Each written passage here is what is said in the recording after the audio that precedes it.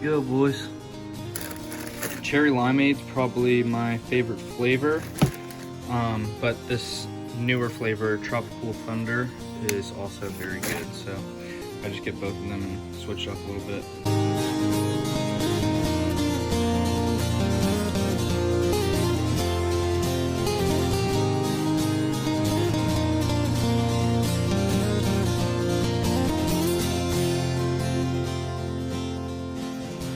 What's going on, everybody?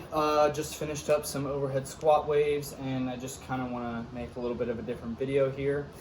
This is going to be basically my opinion on the 2019 CrossFit Games with some facts to back it up and just definitions from CrossFit. Before we start, I just want to say that I think this past year's Games was one of the best spectacles that we've had from the CrossFit Games. The clean event was incredible. The cuts were interesting. I'm not arguing that, but I just think I would rather have a good test over a good spectacle, especially when you're crowning the fittest on earth and you're crowning the 7th fittest on earth, 30th fittest on earth, 37th. Like, as it goes down, it gets less and less accurate with this new system. So just want to talk about it a little bit. First thing we're going to start off with is CrossFit's definition of fitness. So most of you guys probably know this. Fitness is work capacity across broad time and modal domains. So it's kind of broken up into three sections, as you can already see, really. So you have work capacity, which is pretty obvious. Across broad times, also pretty obvious, and modal domains. So, and modal domains is what we're going to take a look at first.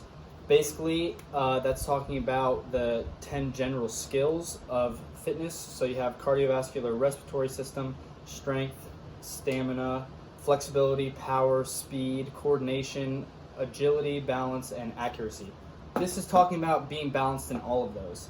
And what you'd see from the first couple cuts, well, actually the first cut came after the first event, and the first event was such a good event. It was pure CrossFit. Obviously it came straight from CrossFit.com. That, not arguing that event at all, but after that you kind of saw some biases. A lot of the people who had a really good engine, were good at running, kind of got ahead of the pack early on. And we didn't really see another barbell or another heavy barbell until the clean event, when there's only 10 people left. And it started with 170, I think, and maybe 140 for the women. So you can already see some problems that arise there. And then we're going to take a look at across broad times. So they didn't do a bad job of this. They had a couple sprints, some like 20-minute workouts, some a little bit shorter than that, which is pretty good, but they're missing a pretty big portion of that when it comes to like 1 rep max lifts and things like that. So even though it's just a couple seconds of demonstrating your strength in a certain event or lift, doesn't mean that it's not important. It's a huge part of fitness, and they kind of ignored that until the clean event, which it was already down to 10 people, so that's not really fair to the people that didn't get a chance to show that off earlier. Next thing we're going to look at is the second model of fitness, which is the hopper. So the hopper is a theoretical hopper that if you put a bunch of workouts in it, 1 rep max, clean and jerk, Fran, 6K run, Murph, Helen, just a bunch of stuff in there that all has to do with across broad time and modal domains. So it's going to be all different stuff. And theoretically, the perfect CrossFitter would statistically do the best across all those workouts. So they would have the best average finish across all those workouts. Now, the problem that comes with this is basically two things just in this sentence. The first thing is, well, it's the second thing in the sentence. First thing we're going to talk about, multiple workouts.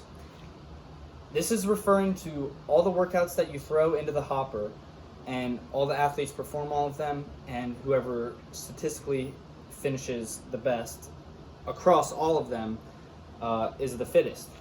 When you cut people after every couple events, not everyone's doing the same workouts. Someone who got cut already might have won events later on or done well, and it's not a true test of fitness if not everyone's doing all the same stuff.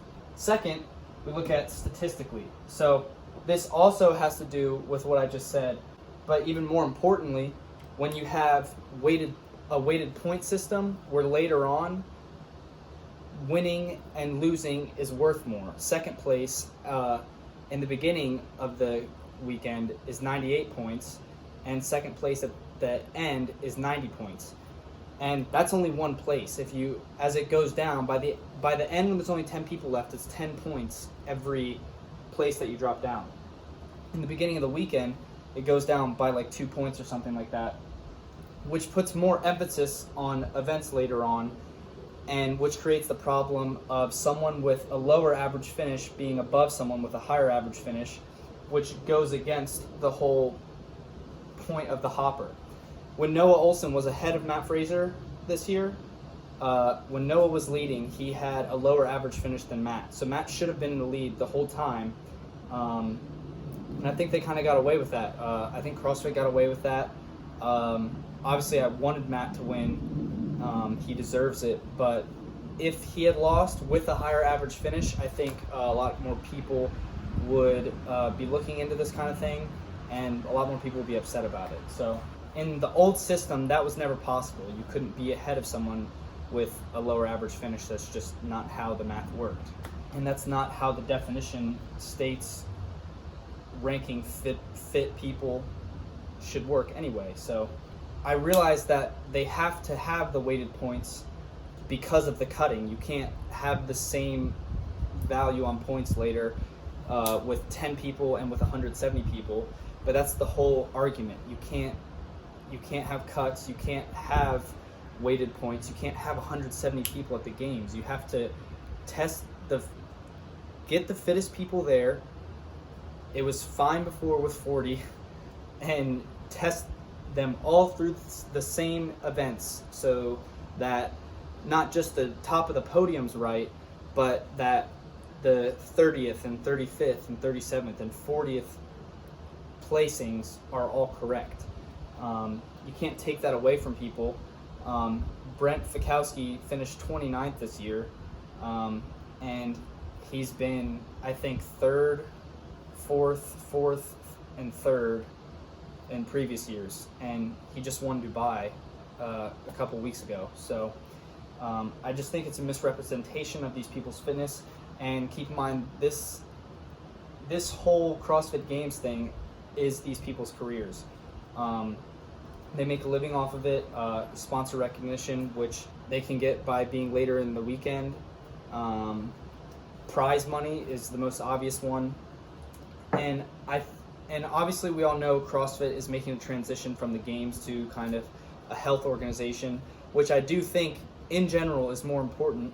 But even if this is only 20% of what it is, it's still a 20% that people like me and like people I know and you guys who obsess over it, because it's incredible. Like, these are the fittest people on earth, and you want to test them properly. So I think that the games and the health side of things can coexist. I don't think it has to be one or the other.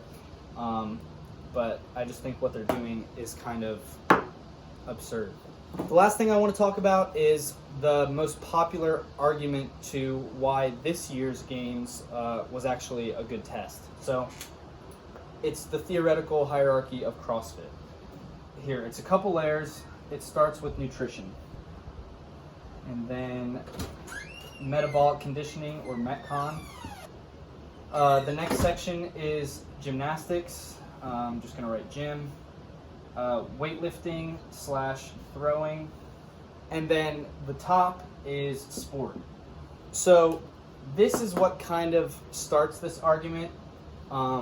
They say we're not testing sports at the games. This is the top part of it. We're not testing nutrition at the games, and it's the bottom part of it. What they're testing is these, and it's in this order of importance. The problem with this is what CrossFit teaches is that sport isn't necessarily like how good you are, how you can take your fitness to baseball or soccer or football. Sport represents you at any given time. So this top part is you at any given moment. That's a representation of your fitness. This is how you test all of this at the games, because what they're testing is each individual athlete. Their nutrition matters because they're probably not going to get there if they don't have good nutrition. The metabolic conditioning is important. The gymnastics is important. Their weightlifting is important. It all matters. It's not you test one and then whoever's not good at that, screw them. It doesn't matter. You're testing the foundation of every athlete because that's the top of the pyramid. It was pretty obvious that metabolic conditioning would get you through the first couple cuts, and then you end up in the top 10 final day and you can't even clean the first bar like Haley Adams. There's definitely more to it than just saying, oh, this is more important, so if you're not good at this, it doesn't matter how good you are at this.